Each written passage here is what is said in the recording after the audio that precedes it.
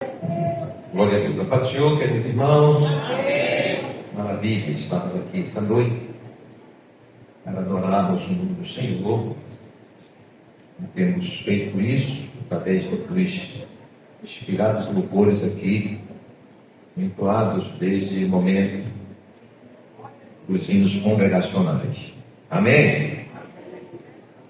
Convido a leitura na palavra do Senhor, Salmos 27, do verso 1 ao 5. Salmos 27, do verso 1 ao 5. Todos acharam? Amém. O Senhor é minha luz e a minha salvação. A quem temerei? O Senhor é a força da minha vida. De quem me recearei? Quando os malvados, meus adversários e meus inimigos investiram contra mim, para comerem as minhas carnes, tropeçaram e caíram. Ainda que o exército me cercasse, o meu coração não temeria. Ainda que a guerra se levantasse contra mim, nele confiaria. Uma coisa pedi ao Senhor, e a buscarei, que possa morar na casa do Senhor todos os dias da minha vida, para contemplar a formosura do Senhor e aprender do seu templo. Porque no dia da adversidade me esconderá no seu pavilhão, no oculto do seu tabernáculo me esconderá, por-me-á sobre uma rocha. Eu quero convidar a igreja a repetirmos o verso 4. Vamos lá? 1, 2, 3. Uma coisa pedi ao Senhor, e a buscarei, que possa morar na casa do Senhor todos os dias da minha vida, para contemplar a formosura do Senhor e aprender do seu templo. Glória a Deus. Meus irmãos, nesse momento de oração, apresentemos os nossos missionários, a família Brito, o pastor Francisco, sua esposa, Manália, e também sua filha Alícia, cuida daquela região de Moçambique, que está num momento tenso, um momento político. Acabou-se uma eleição há mais de mês atrás e o resultado não foi aceito. Trouxeram o resultado de quem aceita, está aquela tensão terrível ali para aquele povo tão sofrido que é o povo moçambicano. Portanto, que a igreja apresente os servos do Senhor, apresentando também o nosso presbítero, lá na Bolívia, Raul Quesada, essa é a pronúncia mesmo, Santa Antília, coopera, está ali, sendo, de certa forma, ajudado pela igreja aqui de Alagoinhas. Apresentemos, portanto, uns aos outros. Eu preciso de oração. Quem precisa de oração? Eu careço, portanto, das orações dos santos. Eu quero convidar aqui o presbítero Wesley para estar fazendo esta oração intercessória.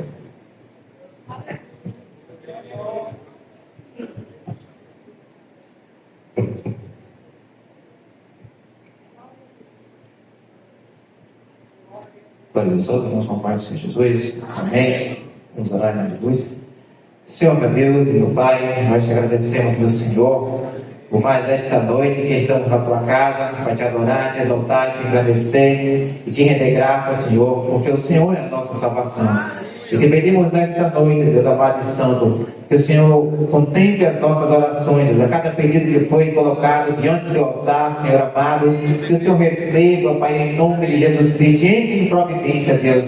Toma o teu servo, Pai santo e querido, nosso irmão pastor Francisco, Deus amado, que está ali na África com sua família, Deus, que o Senhor possa entrar em providência ali, dando força, dando coragem, dando sabedoria, dando entendimento, dando graça, Deus, tanto para ele como a sua família, neste momento de dificuldade, Senhor. Mas tu sabe que foi o Senhor que levou e o Senhor que vai guardar. Em nome de Jesus Cristo, Pai Santo e amado, o teu servo aí na Bolívia, nosso irmão Raul Quesada, Senhor, que o Senhor possa visitá-lo também, Deus amado e santo, guardando o teu servo, Pai Santo e amado, dando força e coragem a todos os missionários, Deus, que estão envolvidos na tua obra, Deus, com sinceridade, Pai, e a cada um dos teus filhos que estão nesta noite aqui, Deus, quem sabe apresentou uma petição diante do Senhor, e o Senhor nesta noite, o Senhor pode entrar em providência e resolver, porque tu és um Deus de poder, um Deus de misericórdia. Eu te peço nesta hora, Pai, fala conosco pela tua palavra, usa o teu servo, nosso bom pastor Jair, Pai, em nome de Jesus Cristo, poderosamente, em nome de Jesus, meu Deus, é que nós oramos e agradecemos, a igreja diz amém.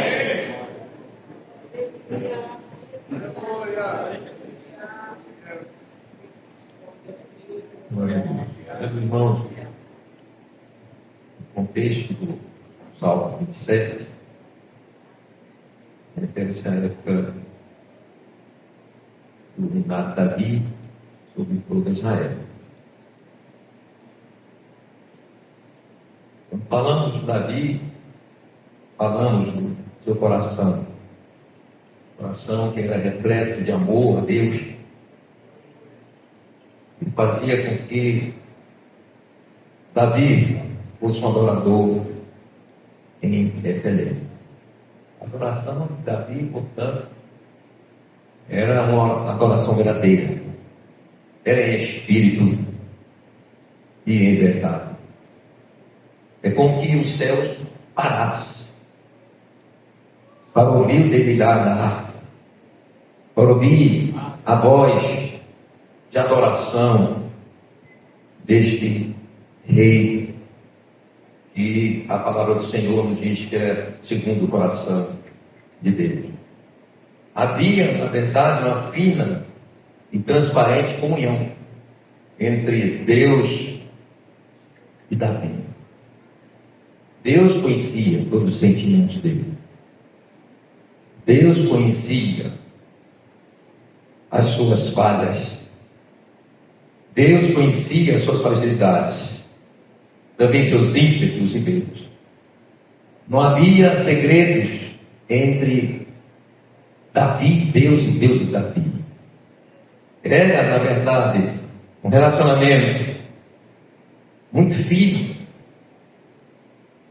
O conhecimento de Deus a Davi, Davi também a Deus, fazer com que Davi ele fosse uma pessoa destacada diante do próprio Senhor.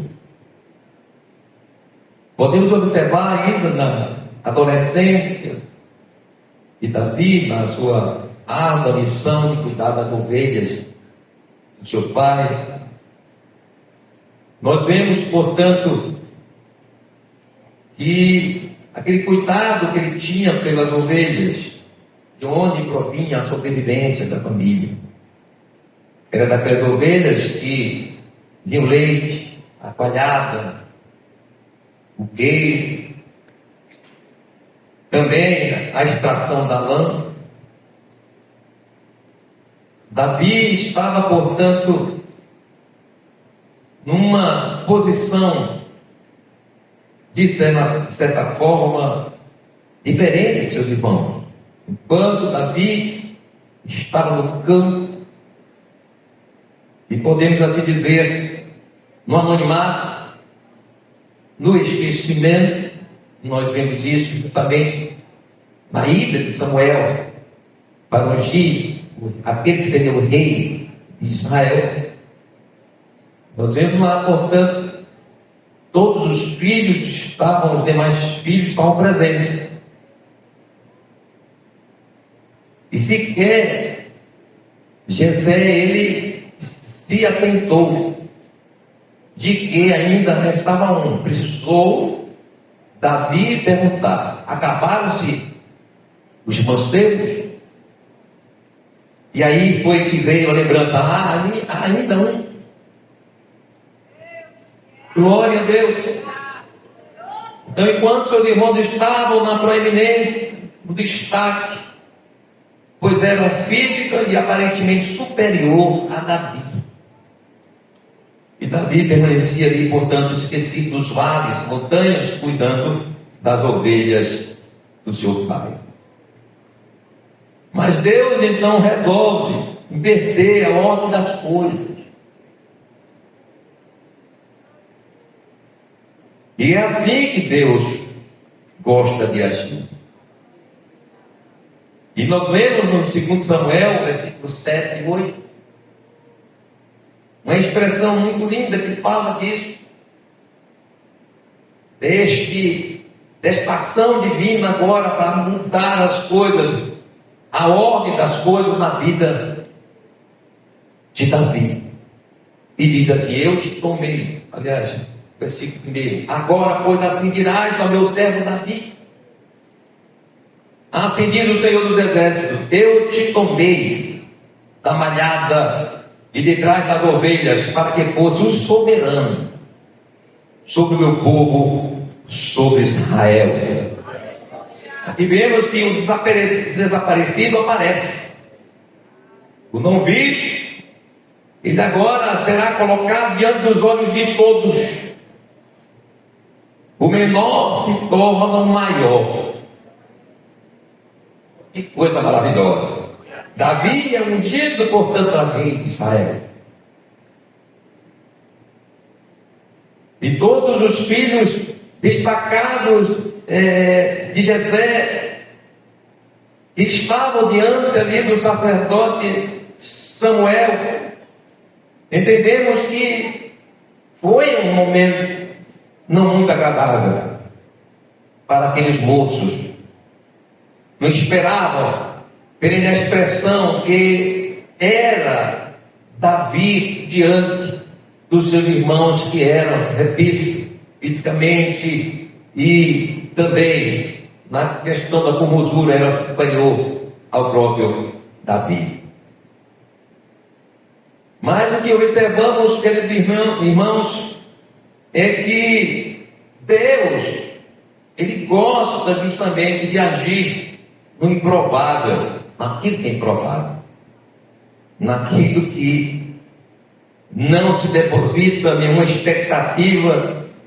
É aí que Deus, Ele gosta de mostrar a sua ação. Glória a Deus. Então vemos, queridos irmãos, que Davi, ele começa a se destacar. E há um registro na palavra do Senhor, que quando o exército de Israel estava em guerra com os filisteus, nós vemos, portanto, o seu pai encaminhá-lo para levar mantimento aos seus irmãos em guerra. E Davi, ao chegar ali e ao ouvir a estrondosa voz do gigante Golias e toda Israel recalcada, temerosa, inclusive os irmãos de Davi é impactado pela ameaça daquele gigante, e ele não aceitou aquilo, porque ele entendia que Deus, que era o Deus dos exércitos de Israel, não poderia ser afrontado. Aleluia, Deus era maior e é maior. Deus é mais poderoso. Glórias ao nome do Senhor Jesus. Então Davi, ele se apresenta, portanto, como aquele que iria desafiar aquela provocação daquele gigante. E Davi enfrentou o gigante, venceu. E a partir daí, Davi é visto mais ainda. Começa a ser mais ainda, ou seja, passa a ser mais ainda destacado pela retumbante vitória sobre o gigante e vitória dos exércitos de Israel sobre os filisteus. Glórias ao nome do Senhor Jesus. Portanto, aquele rapaz, ele agora passa a ter outras experiências. Ele ungido, mas não assumido como rei de Israel, pois estava ali, estava no seu lugar de direito ainda o rei Saul. E vemos, portanto, o rei Saul criar um sentimento de inveja, um sentimento de enfrentamento àquele que seria rei de Israel, mas aquele que também estava, inclusive, glória a Deus, próximo a ele, já que Davi passara a ser o estrategista agora dos exércitos de Israel. Davi agora passa para frente das batalhas. E Davi, por aquilo que ele foi trabalhado por Deus, e que trazia também consigo o seu jeito, podemos assim dizer, de um guerreiro, carregando consigo também a coragem, pois ele havia enfrentado o urso e o leão, matados para defender as suas ovelhas, as ovelhas do seu pai. E agora nós vemos, portanto, Davi diante das batalhas que começam a ser vencidas, grandes batalhas, despertando inclusive os olhos, não só dos homens, mas também das mulheres de Israel, que cantavam, que exaltavam o nome de Davi, dizendo: Saul matou seus milhares, e Davi seus 10 milhares. E isso causou um ciúme a Saul, e Davi passou, portanto, a ser ameaçado, provocado, insultado por este rei que Deus já havia o rejeitado. Por fim, nós vemos que Saul é morto, Davi é coroado rei de Israel. A abundância, a riqueza e prosperidade é grande, é manifesta, não só no sentido do rei em si, mas também de toda a nação de Israel, e é notada pelos seus inimigos, é visto pelos inimigos do povo de Israel. E Davi se torna, portanto, poderoso, imbatível diante dos inimigos de Israel. Davi teve grandes livramentos, grandes vitórias. Ele sentia a mão de Deus sobre ele. E é justamente dentro desse contexto de graça, de glória, de experiências tremendas na sua vida, é que, portanto, Davi, ele escreve esse salmo, este cântico de louvor ao Senhor, aleluia, exaltando ao Senhor. E ele diz justamente, com a sua consciência confirmada, de que ele tinha certeza que Deus, o seu Deus, era a razão do seu reinado, do poder, da grandeza, das suas vitórias, dos livramentos. Ele traz, portanto, esse salmo. E no versículo 4, ele diz uma coisa: pedi ao Senhor, e a buscarei, que possa morar na casa do Senhor todos os dias da minha vida, para contemplar a formosura do Senhor e aprender o seu tempo. Com base nesse último texto, no verso 4, é que vamos, nesta noite, estar ministrando uma palavra é um chamamento ao reacender do desejo de congregar. Dentro de todas as informações bíblicas que nós temos, a partir do Velho Testamento, nós podemos entender, já que vamos falar de tempo, vamos falar de adoração, O Éden foi o primeiro lugar de adoração do homem a Deus. Quando Deus aparecia aos nossos primeiros pais, Adão e Eva, na viração do dia, é entendido claramente que era um momento de glória intensa para os nossos primeiros pais. A presença de Deus ali fazia toda a diferença. Eles tinham contato com Deus, ele dialogava com Deus, adorava a Deus. Portanto, eram momentos maravilhosos. Ali estava, portanto, um lugar de culto principal, um templo a céu aberto. Glórias ao nome do Senhor Jesus. Mas infelizmente, irmãos, com o pecado, o culto ao Senhor também foi afetado. Culto dos nossos primeiros pais. A presença revelada de Deus já não podia ser vista pelos nossos pais. Porque Deus é santo, santo e santo. E Adão e Eva perderam a perfeição divina que pairava, que estava, que fazia parte do caráter, da vida dos nossos primeiros pais. No entanto, Deus proveu da sua, ou seja, trouxe a sua providência restauradora. Deus proveu simbolicamente, já antecipadamente. Uma palavra quando diz, não, o cordeiro foi morto antes da fundação do mundo. E diante do pecado dos nossos pais, nós vemos, portanto, que Deus viu a necessidade e tinha que ser feito isso, a restauração, para que eles pudessem continuar na adoração. E a Bíblia diz que o Senhor então veste Adão e Eva com pele de animal.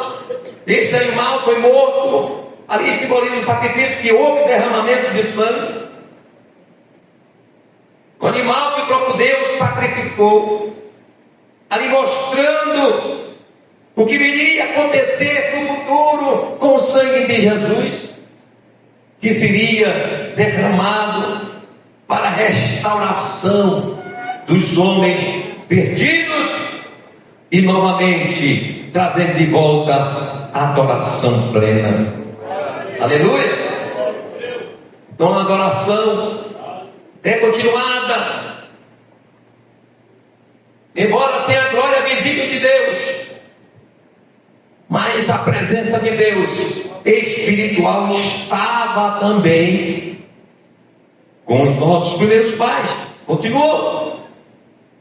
E nós vemos, portanto, que isso é verdadeiro, que o princípio da adoração e sentimento de culto que havia Adão e Eva, ele é continuado, é passado a seus filhos.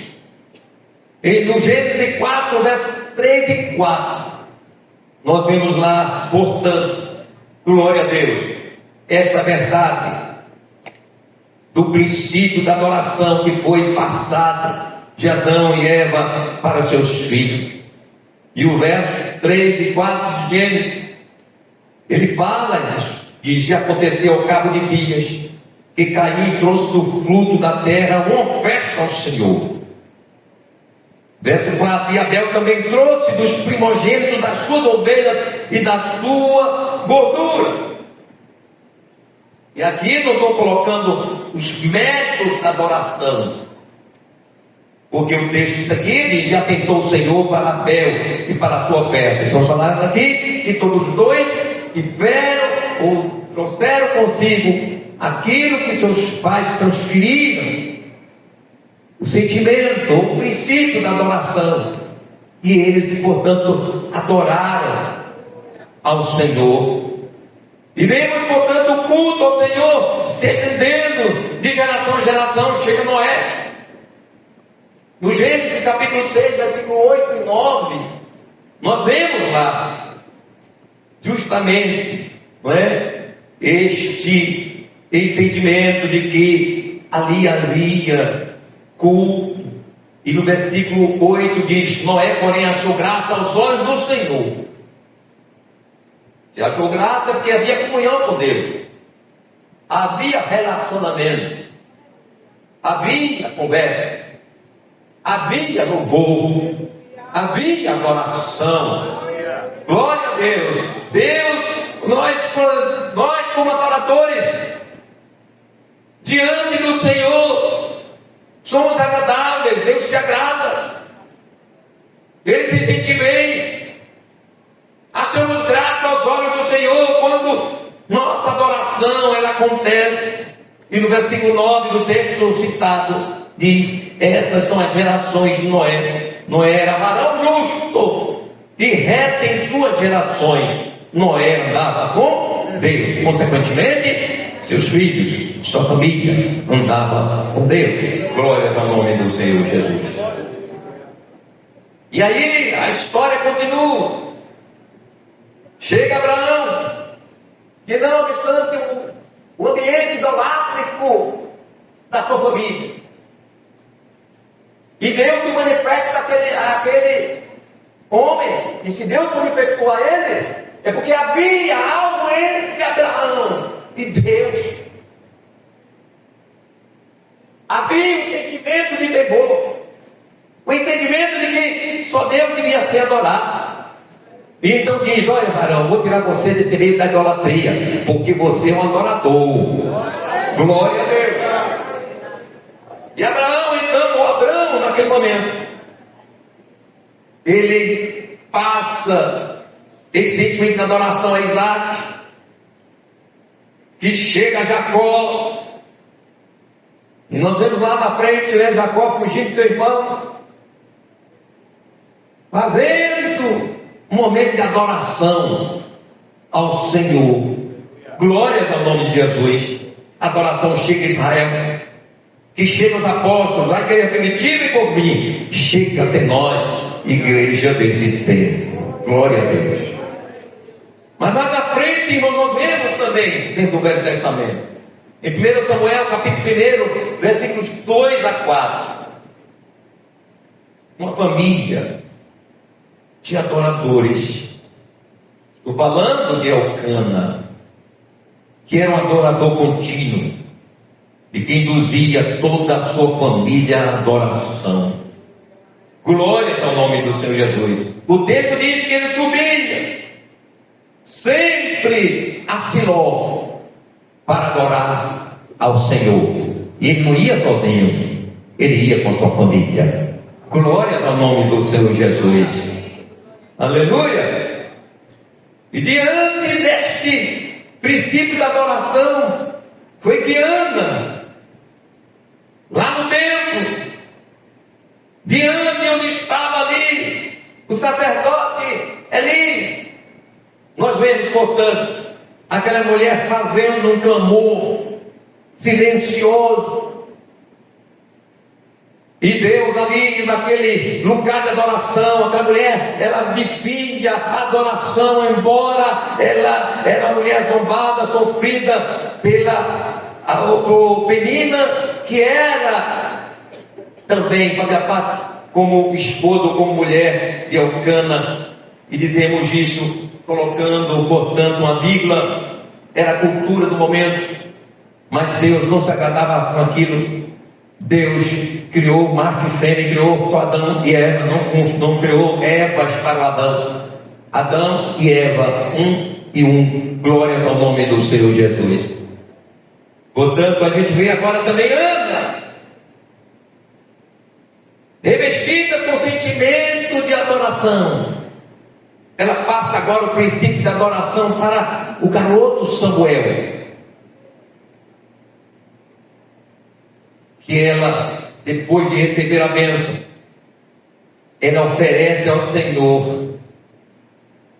Ela entrega seu filho aos cuidados do sacerdote Eli, e ele induz, implanta no coração daquele menino o princípio da adoração, mas ele já trazia resquícios dessa adoração. Era menino, mas via por certo sua mãe orar, sua mãe adorar. Glórias ao nome do Senhor Jesus para sempre. E aqui cabe uma reflexão para nós nessa noite. A cada pai e mãe que aqui se encontra, avô, responsável por alguma criança, algum menino, uma menina, e vai uma pergunta interessante: tem se ensinado o caminho da adoração aos seus filhos e netos? Eles já conseguem identificar quem é Deus? A quem aqui você tem entregado seu filho e sua filha?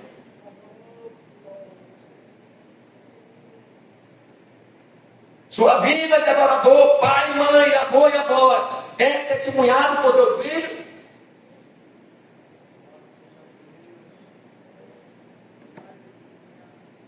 Todos os patriarcas transmitiram testemunho de adoração, onde foi passado de geração a geração o princípio da adoração, o princípio que deveria estar diante do Senhor, deveria estar em gratidão ao Senhor, conversando com Ele. Glórias ao nome do Senhor Jesus para sempre.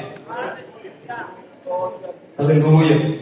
Nosso lar, queridos irmãos, eu trago aqui uma figura. É o jardim do Éden da adoração. É no lar que eu conheço de Deus originado. É no lar que nossos filhos e netos contemplam a revelação da presença de Deus. E nós pais temos essa responsabilidade de fazer surgir, de provocar a origem da adoração, do conhecimento de Deus, da comunhão com Deus, do temor a Deus. É esse no lar que nossos filhos e netos contemplam a revelação de Deus. É no lar que é forjado o caráter de Cristo na vida dos nossos filhos. É lá no lar, no meu testemunho, no meu exemplo, na minha vida devocional. É lá em que demonstro meus filhos que eu amo a palavra do Senhor, que eu amo a Deus, que eu gosto de orar, gosto de conversar com o Senhor.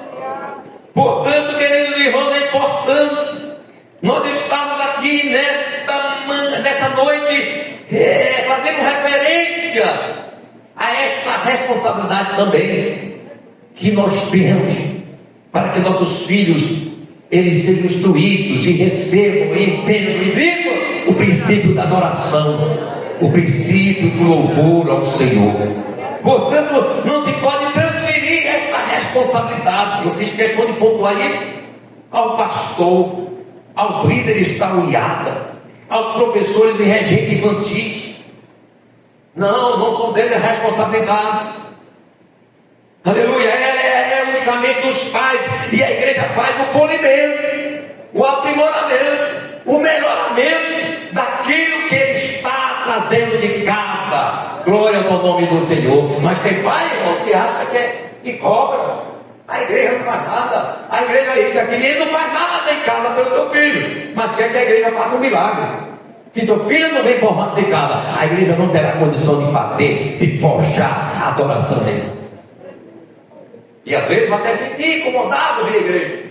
Quantos filhos não se sentem bem no culto? E temos que ter cuidado, aproveite esse momento, porque qualquer coisa, o culto está certo, não posso pai cultuar melhor, vou ter a criança do templo. Isso é perigoso. Porque a criança começa a perder os princípios da autoridade, da honra a pastor. Ele começa a perder a noção de reverência do culto. Ele deixa de copiar, né? Como é o culto, a liturgia do culto. Ele começa a perder essa identidade e entende que culto é aquilo que se faz lá. Não estou questionando, nem desvalorizando, tecendo nenhum juízo de valor as nossas queridas irmãs que servem muito bem. Mas eu estou trazendo justamente o entendimento que o pai e a mãe é responsável diretamente pela formação cristã do seu filho. É a base, é o esteio, é o lar, é a casa. E quantas vezes, né, é dias inteiros, meses que não lê-se a palavra em casa. e às vezes até não canta um hino, não tem nenhuma atitude de devoção a Deus. Do que será desses filhos? Já estamos vendo os frutos já agora, ainda pequeninos, já estamos vendo frutos de alguns. Significa reflexo do que acontece em casa. Não fica dentro da igreja, aquela paciência, e corre para lá e corre para cá, e ainda para ajudar muitas vezes, aí dá um caderninho para o menino fazer desenho na igreja, traz um carrinho, traz uma boneca, para o menino se distrair na igreja. Não, meu irmão, ensina, incute na criança o princípio da adoração, a reverência ao culto. A criança vai aprender, pode 2, 3 dias, dá dificuldade, né? Mas na hora ela vai sentar e vai ouvir a palavra. A criança tem alma, criança, Jesus batiza com o Espírito Santo, criança, Jesus usa até para falar conosco em profecia. Glória a Deus. Em Deuteronômio 6, versículos 1 e 2. Tem ali exemplo dele. Nós vemos ali, portanto, Moisés, ele mostrando a responsabilidade familiar, ou seja, dos pais, em estar orientando seus filhos, conduzindo os seus filhos ao conhecimento de Deus. E diz assim o texto: estes, pois, são os mandamentos, os estatutos, juízos que mandou o Senhor vosso Deus para se vos ensinar, para que os fizesses na terra a que passais a possuir, para que temas ao Senhor teu Deus e guardes todos os seus estatutos e mandamentos que eu te ordeno, tu e teu filho, e o filho de teu filho, todos os dias da tua vida, e que teus dias sejam prolongados. Ou seja, meu irmão, quando a gente adota o princípio da adoração na nossa casa, Deus prolonga os dias dos nossos filhos. Glórias ao nome do Senhor Jesus. Então a responsabilidade é do Pai. Glórias a Deus. Louvado seja o nome do Senhor Jesus. Podemos também, não é, nos versículos 6 a 9, que diz assim: e estas palavras, no mesmo capítulo, e estas palavras que hoje te ordeno estarão no teu coração. Tem que estar primeiro no coração, na vida do Pai. Você não pode passar para o seu filho o que você não tem, o que você não é. Então, se você não é adorador, se você não é crente que dá testemunho, você vai passar o que para o seu filho? De virtude. Aleluia. O versículo 7 diz: e as intimarás a teus filhos. Tem que ter austeridade, tem que ter autoridade para ensinar os filhos, para fazer com que eles estejam atentos ao ensino, à palavra. Tem hoje os pais deixam os meninos à toa, os meninos fazem o que quer em casa, dá tapa no rosto do pai, da mãe, desobedece, e aí é aquela festa ainda da nada. Que bonitinho, que bonitinha, né? É preciso repetir isso. E a gente manará teus filhos, e delas falarás assentado em tua casa, e andando pelo caminho, e deitando-se, levantando-te. Também as atarás por sinal na tua mão, e te serão por testeiras entre os teus olhos, e as escreverás nos umbrais de tua casa e nas tuas portas. O que significa dizer? Para onde os meninos iam, estava a palavra. Vira à direita, lá está a palavra. Se a pessoa já confunde, está lá a palavra. Se ele vai entrar de casa, já está a palavra lá. Estamos fazendo, portanto, para chamar a atenção dos nossos filhos, para ensinar. É preciso usar todos os meios e espaços para incutir na alma dos seus filhos o princípio da adoração e temor.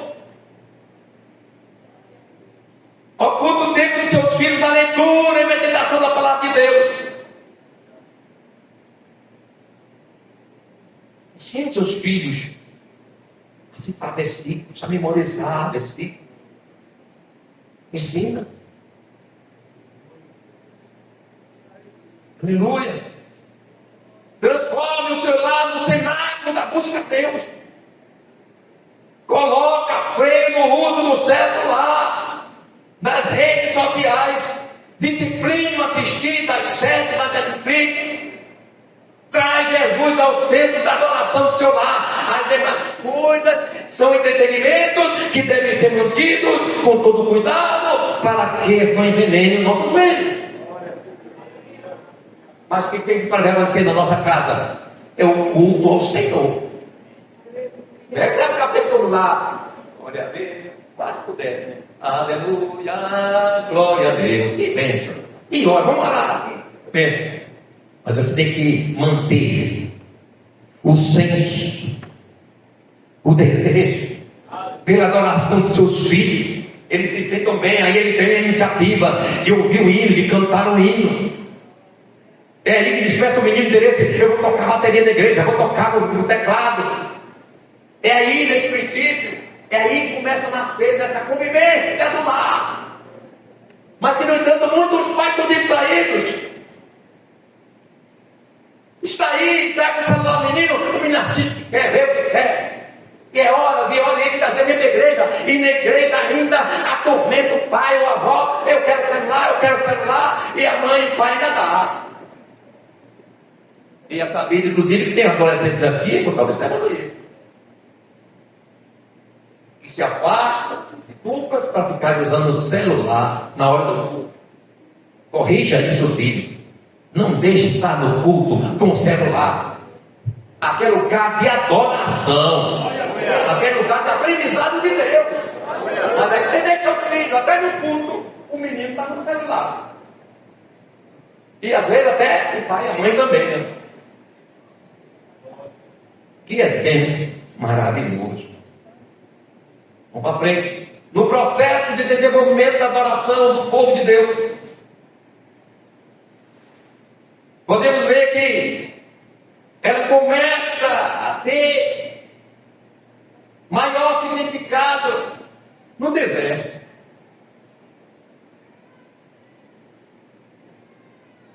Aleluia.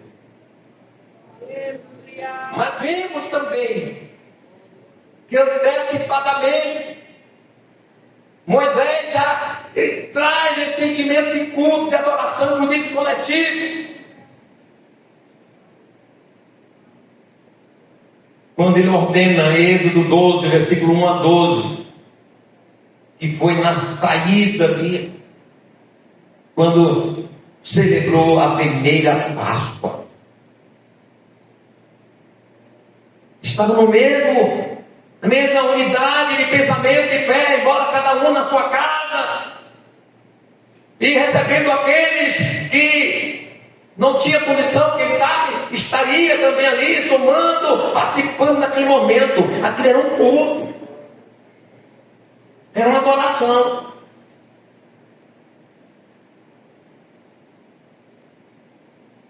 Mas nós vemos, queridos irmãos, que aquele culto ali, a comemoração da Páscoa, foi bastante formal, ritualístico, detalhado passo a passo com Moisés. E aí alguém possa dizer, mas como era então a vida do povo de Deus no Egito? Entendemos que de alguma forma se cultuava a Deus. Na forma deles, naquilo espaço que tinha. E podemos entender isso quando Deus se manifesta a Moisés lá no Monte Horebe. Êxodo 3, versículos 7 e 8. Eu estou lendo para apressar um pouco. E disse o Senhor: tenho visto atentamente a aflição do meu povo que está no Egito, e tenho ouvido o seu clamor. Como ouviu o clamor do povo? Tinha culto entre eles.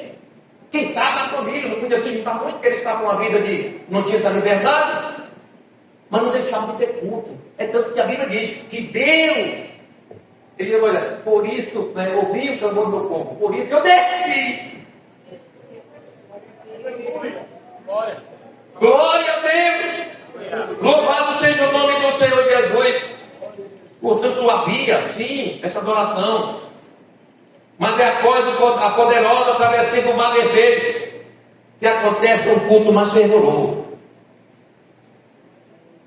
Moisés, depois de atravessar Jordão com o povo de Deus, Moisés alça a sua voz e compõe um louvor, começa a cantar um hino de adoração, está no capítulo 15. E aí Miriam, que já era profetisa, tomou um tamboril e dançou no espírito. A congregação de mulheres foi tomada pelo mesmo sentimento de gratidão e temor a Deus.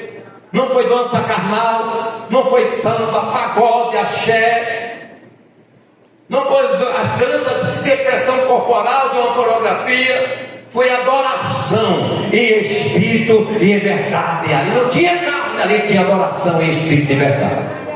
Quantas vezes o culto é forçado com tanta coisa para simular adoração, para simular muitas vezes o fervor.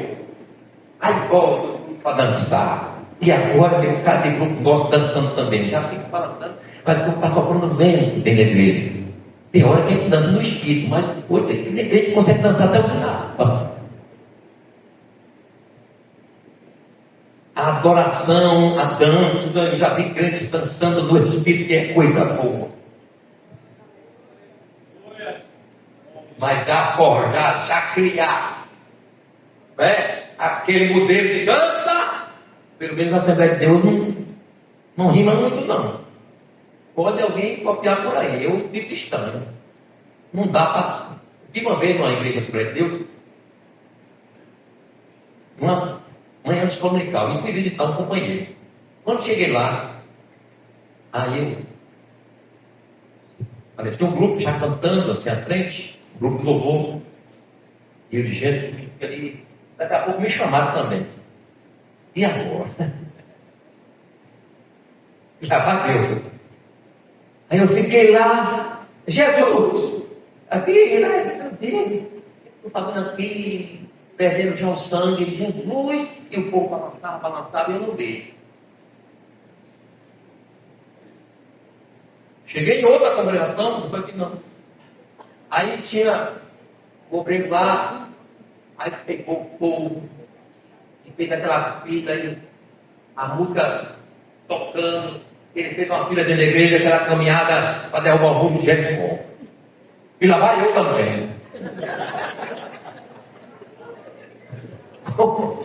Camarada me chamou, e eu disse, Jesus, misericórdia de mim. Mas é tanta coisa para por aí, irmãos, que vocês não acreditam. Só vendo para frente. É cada tipo de culto. É cada expressão de louvor que eu disse, meu Deus, que negócio é esse? A nossa adoração, ela também há temor na nossa adoração. A gente tem que entender isso. Glória a Deus.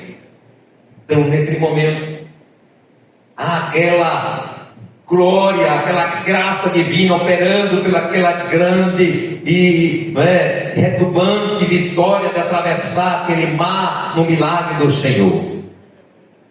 Mas o culto continua agora tomando suas formas na caminhada do deserto. É ali que a adoração começa a ser mais ainda expressiva. E o tempo do tempo de adoração era a coluna de nuvem. A luz que iluminava o templo era a coluna de fogo. Está em Êxodo 13, 21, 22. A adoração ali estava estava no deserto, diante do templo de Deus, que é o universo. Aleluia! E ainda para tornar mais efetiva a adoração e mais próxima, o Senhor, Ele orienta e ordena a Moisés: construa um tabernáculo, o lugar onde minha glória seja manifesta e visível.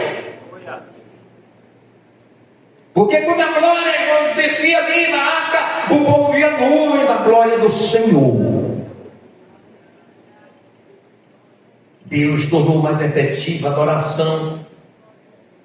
Embora as limitações do santo lugar, santíssimo lugar, cabia ao sacerdote, sumo sacerdote, mas o pacto da adoração, ela estava feito, havia adoração.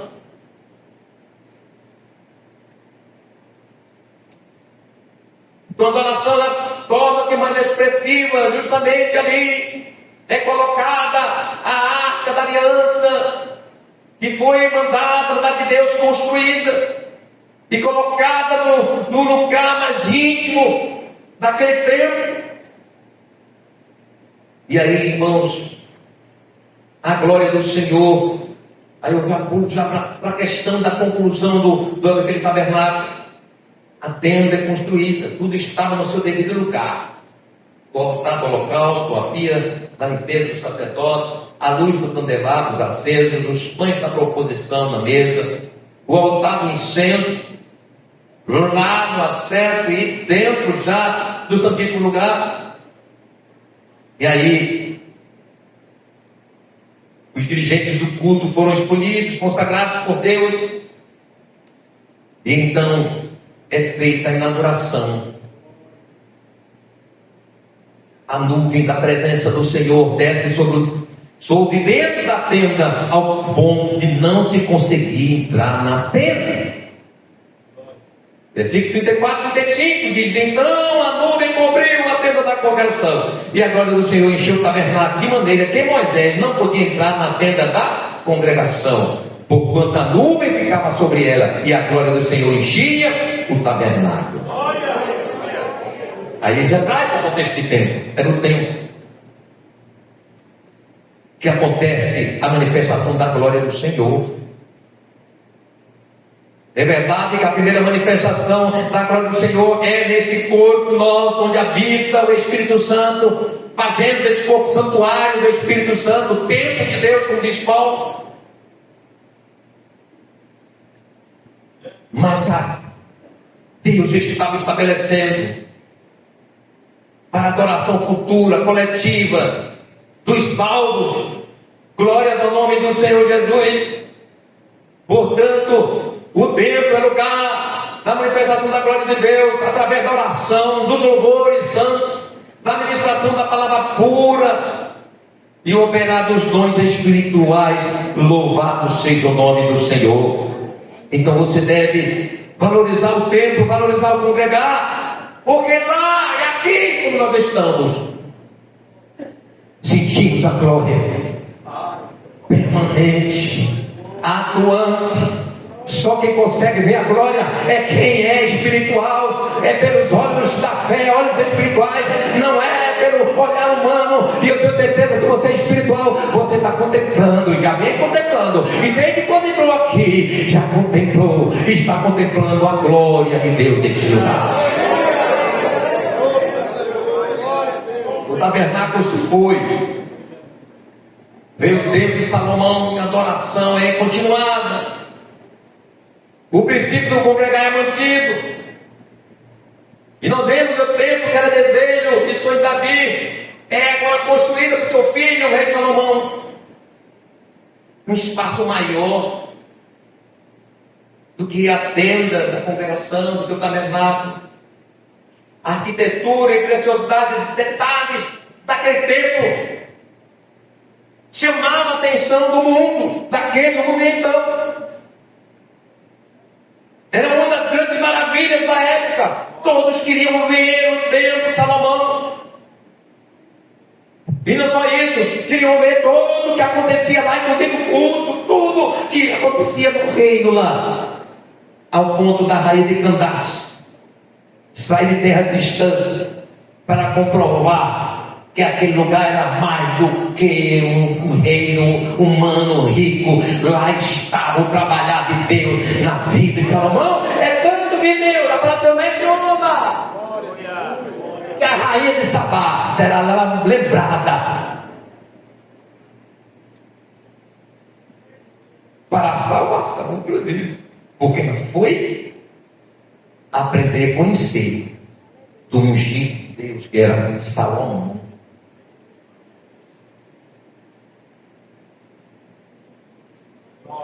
E daquele instante, então, Salomão inaugura o templo, precedido de uma oração fervorosa, calorosa, com o coração quebrantado. Ele faz oração de consagração, e da mesma forma que a glória do Senhor encheu o tabernáculo, encheu também a casa. E foi grande o mover de Deus naquele lugar. Que em 2 Crônicas 5, do versículo 12 a 14, diz que os sacerdotes não conseguiam ficar de pé. Outras versões dizem que não conseguiam entrar para adorar, porque a glória foi tremenda naquela inauguração. Glória a Deus. Naquele momento, né, houve esse empecilho, vamos dizer, não essa total liberdade, para todos estarem ali, diante da glória do Senhor. Mas nós adentramos ao santuário de Deus. A adoração a Deus que é feita no culto do templo. Aleluia, não há impedimento nenhum a nós de adorarmos, de exaltar o nome do Senhor. Nós estamos diante da presença grande do Senhor e a sua glória está aqui. E se você sente a glória do Senhor, você não pode ficar de boca calada. Glorifica, exalta ao Deus Todo-Poderoso que está aqui no templo. Glórias ao nome do Senhor Jesus. Por tanto tempo, no tempo de Jesus, continua sendo lugar de adoração, de culto ao Senhor. E é importante isso, a gente refletir nessa verdade, porque vemos justamente que Jesus também esteve no mesmo tempo adorando, os apóstolos também. E Jesus tinha tanto zelo e tanto temor por aquele lugar, pelo tempo de adoração, que em Mateus 21, 12 e 13, Jesus vai ao templo e quando chega lá, estava lotado ali. Tinha gente fora, mas tinha gente dentro também. Era troca de dinheiro, era negociação. Tudo estava acontecendo ali, e a Bíblia diz que o Senhor pegou um chicote, bem trabalhado, então no couro das costas da gente, e terminou a festa profana. O culto profano foi destruído. Glórias ao nome do Senhor Jesus. Ele diz no versículo 13, ele diz: a minha casa será chamada casa de oração, mas vós a tendes convertido em covil de ladrões. Eita! Quantos lugares potentosos, cheios, que são cultos de profanos. Portanto, a casa de Deus não é para bate-papo, não é clube de dança, não é casa de negociação, não é praça para encontro de namorado, viu? Aí vem, já marca o lugar no banco, fica um esperando o outro chegar. E ali você pensa que está ligado no culto, está nada. Estão batendo papo, fazendo declaração de amor. Aqui não é lugar disso, não. Aqui é lugar de adoração. Aqui é o local onde deve haver temor. Tremor diante daquele que é santo, santo e santo. Não podemos transformar o culto de adoração a Deus em culto profano. Glória a Deus. Não é para ficar usar e ser estatonizado, né, nas notícias através do celular. Tem que ficar procurando, deixa eu ver a notícia de hoje, deixa eu ver a reportagem dentro do culto.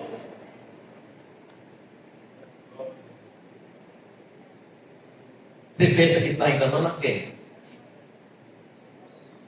A adoração é para onde? Vem de Ananias e Safira. Eles enganaram o apóstolo Pedro, se deu mal.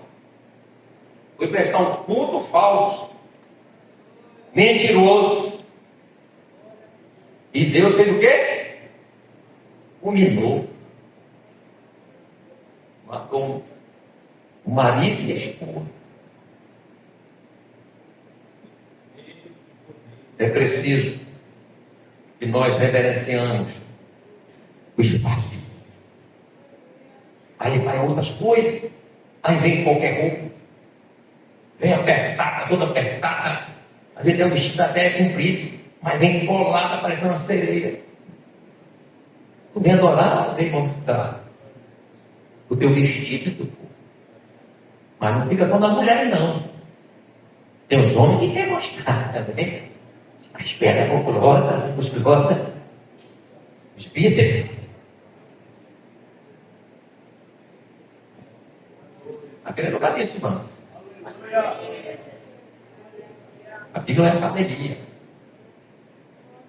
Aquele lugar santo, onde a gente aprende a reverenciar Deus, a temer a Deus. Aqui não é para isso, não. Glórias ao nome do Senhor Jesus. Mas Jesus, então, ele profetiza, vamos lá na frente, o nascimento da igreja. Jesus agora decide universalizar o culto a Deus. E vemos, portanto, que antes da sua morte vicária, ele profetiza o nascimento da igreja. No dia em que Pedro, respondendo à pergunta de Jesus sobre quem ele dizia ser, Jesus, ele mesmo. E naquela declaração de Pedro, tu és o Cristo, Filho de Deus vivo, diante daquela afirmativa de quem era Jesus, da sua divindade, é que o Senhor, ele diz, está em Mateus 16, versículos 16 a 18, e diz: e Simão Pedro, respondendo, disse: tu és o Cristo, o Filho de Deus vivo. Jesus respondendo, verso 17, e Jesus respondendo, disse-lhes: bem-aventurado és tu, Simão Bar-Jonas, porque tu não revelou a carne e o sangue, mas meu Pai que está nos céus. Mas meu Pai que está nos céus. 18, pois também eu te digo que tu és Pedro, e sobre esta pedra, sobre a declaração que Cristo era o Filho de Deus, eu vou edificar a minha igreja. Olha a profecia. E as portas do inferno não prevalecerão contra ela. Glória a Deus. Aí Jesus basta o dia de inauguração. Jesus ressuscitado, próximo a ser ascendido ao céu. Aleluia. Ele traz justamente a certeza de que viria o Espírito Santo, aquele que iria inaugurar a igreja. Em Atos 1:8 diz: ficai em Jerusalém, até que do alto sejais revestidos de poder. Glória a Deus. E isso aconteceu. Mas Jesus havia também afirmado para ele, disse: mas recebereis a virtude do Espírito Santo que há de vir sobre vós, e sereis testemunhas tanto em Jerusalém como em toda a Judeia e Samaria e até os confins da terra. E enfim Jesus resolve: vai ser hoje, dia da inauguração, dia de Pentecostes. O meu Deus tomou Jerusalém, tinha de diversas nações. E o que acontece então? Aleluia. Atos 2, verso 1 a 4. Aleluia. E cumprir-se o dia de Pentecostes. Estavam todos concordemente no mesmo lugar. E de repente veio do céu um som como de um vento veemente e impetuoso, e encheu toda a casa em que estavam sentados. E foram vistas por eles línguas repartidas como que de fogo, as quais pousaram sobre cada um deles. E todos foram cheios do Espírito Santo e começaram a falar outras línguas, conforme o Espírito Santo lhes concedia que falassem. A igreja está inaugurada. Com a glória do Espírito Santo, com a unção de Jesus. Aleluia. Cumpriu-se a profecia de João em Mateus 3:11. E eu em verdade vos batizo com água para o arrependimento, mas aquele que vem após mim é mais poderoso do que eu, cujas alparcas não sou digno de levar. Ele vos batizará com o Espírito Santo e olha o fogo na cabeça. Esse fogo não apagou não, viu? Passou pela igreja primitiva. Oh, aleluia. Continua aceso o fogo que Deus acendeu na igreja da através do Espírito Santo, está aceso hoje aqui na igreja da Lagoinha. Sinta o fogo do Espírito Santo. Aleluia!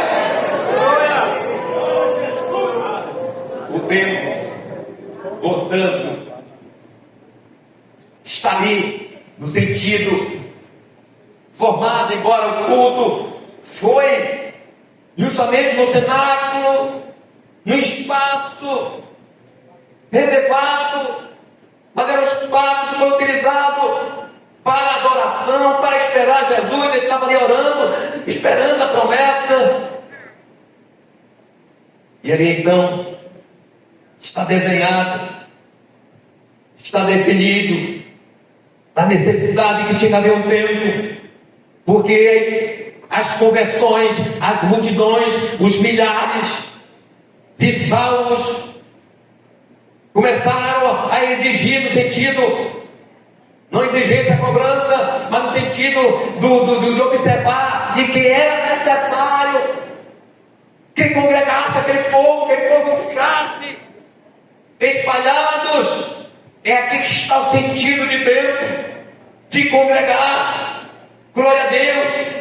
Tem um lugar oficial de culto, tem um lugar oficial de aprendizado, de doutrinamento, tem um lugar de desenvolver o conhecimento de Deus, e esse lugar é, portanto, o templo. Aleluia. No Salmo 26, verso 4, Davi diz: uma coisa eu pedi ao Senhor, deixa nós lemos, e a buscarei, que possa morar onde? Todos os dias da minha vida, para contemplar a formosura do Senhor e aprender o seu tempo. Davi nos ensina desse salmo. Para todos nós, crentes e igreja desse tempo. Tempo complicado, né? De desânimo, de falta de compromisso com a palavra de Deus, de desprezo com a santidade, de ausência de identidade cristã, de descaso com o culto, com a indiferença do congregar. Tem crente que passa tempo de mais tempo sem congregar, só lembra de congregar na Santa Ceia, como fosse assim: eu vou tomar ceia, vou redimir todo o tempo que eu deixei para trás.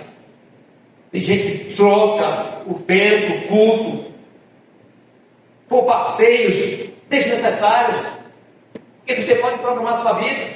Você tem liberdade de ir quando você quiser, mas programa a sua vida. O que é de Deus é de Deus, o que é seu é seu, mas a gente quer levar o nosso, pega o nosso e leva de Deus.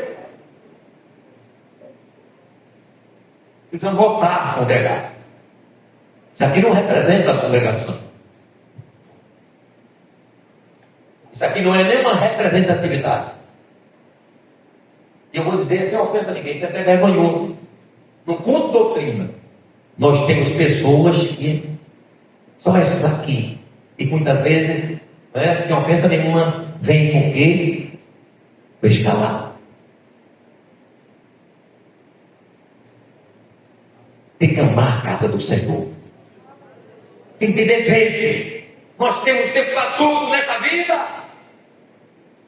e há lugares bons para a gente visitar, se entreter, mas nenhum lugar é comparável como o lugar da casa de Deus, da presença de Deus. Não há lugar melhor. Você pode ir para a praia com decência, você pode tomar seu banho no rio, você pode ir para o shopping center, comer uma pizza aí com sua família, com sua esposa, uma sorveteria, você pode ir. Agora não tome o espaço de Deus, não. Estamos sentindo esse prejuízo. Com certeza. Casamentos, em um ano vem terminando. Crentes divorciados na igreja.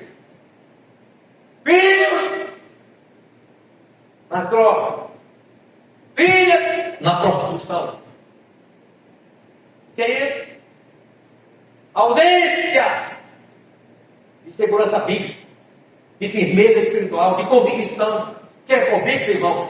Pode o Satanás no meio da canela, pode o Satanás levantar, ele está firmado. Agora é firmado quem recebe o ensino. Quem é doutrinado. Se você não ama a casa de Deus, Deus não tem compromisso contigo. E nem comigo, se eu estiver assim nessa situação. Portanto, o templo é o lugar que Deus estabeleceu para os crentes serem formados na fé.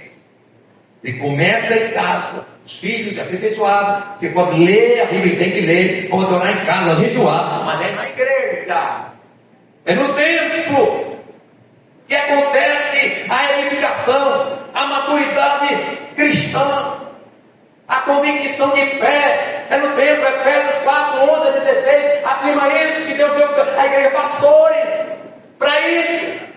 Você não pode se edificar em casa, o desengrejado corre tudo à toa, desmerecendo a igreja, desmerecendo a palavra do Senhor, que Deus foi que deu a igreja pastores. Para quê? Vamos ler um pouquinho o texto, não é meia-noite ainda.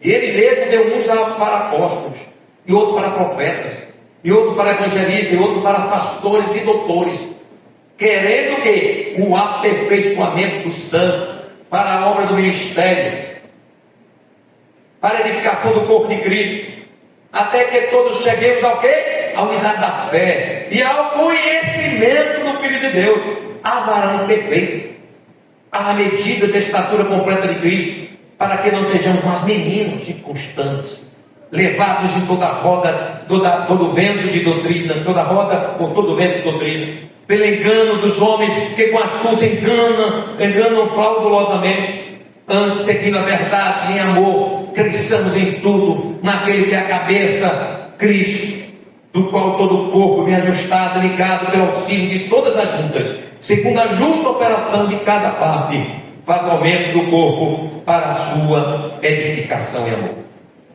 É no tempo. Se você não congrega, você não é edificado, você não é aperfeiçoado, você não cresce, você não se fia. Tem gente que deixa esse culto, né? Se zanga, vou deixar esse ministério. Segurança, menino, menina, não vou cantar mais no grupo, eu já saí de outra igreja. Menina, cresça. E o crescimento é aqui, na doutrina. Hoje, né? Se fosse um momento aqui hoje à noite, de louvor, vamos fazer um louvorzão, está lotado. Botar essa banda aí, igual o tambor com ele, vai. Botar, toca aí o menino. Toca! Aí o povo, maravilha, o culto. Ou então se transformasse o culto, nossos cultos, em culto de virada, em culto da libertação, em culto disso, daquilo, aí a igreja vem.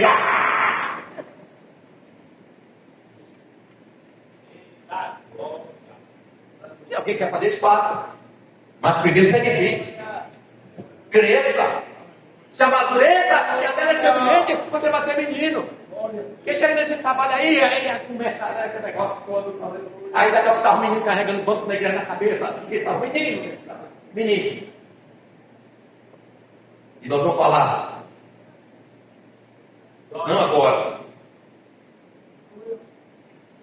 mas na quinta, preparada pelo Senhor, vamos falar do que significa aperfeiçoamento,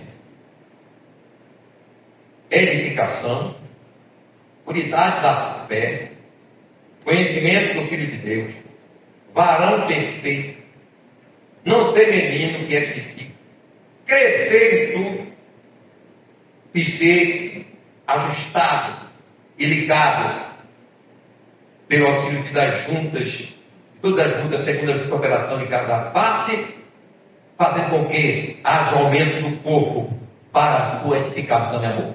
Amém? Guarda essa palavra. E venha quinta-feira novamente. Faça um sacrifício. Vocês fazem sacrifício para pegar a vossa família. Faz sacrifício para ir para o aniversário lá do amigo, da amiga, da avó, da tia. Anda, vai a pé, até de bicicleta, chovendo, no temporal. Aí vai, porque vai ter lá um churrasco, beleza? Mas para a casa de Deus é tanta coisa. Está doendo o rim, está doendo o joelho, eu estou com dor de cabeça, as orelhas estão doendo. Meu Deus. Ame a casa do Senhor. É por isso que nós estamos vivendo um momento sem glória. Cadê a glória? A glória. Aquele é para estar pegando fogo. Glória. Era para Jesus estar curando pessoas aqui. Glória. Era para Jesus estar batizando o Espírito Santo. É glória. E Jesus salvando. A glória. Já acabou. Deus nos guarde, nos livre e nos ajude, irmãos. Eu preciso ser melhor. Eu preciso me aperfeiçoar mais. E quem já é maduro aqui, que não precisa mais crescer, levante a mão. Graças a Deus. E quem precisa crescer? O primeiro. Deus abençoe.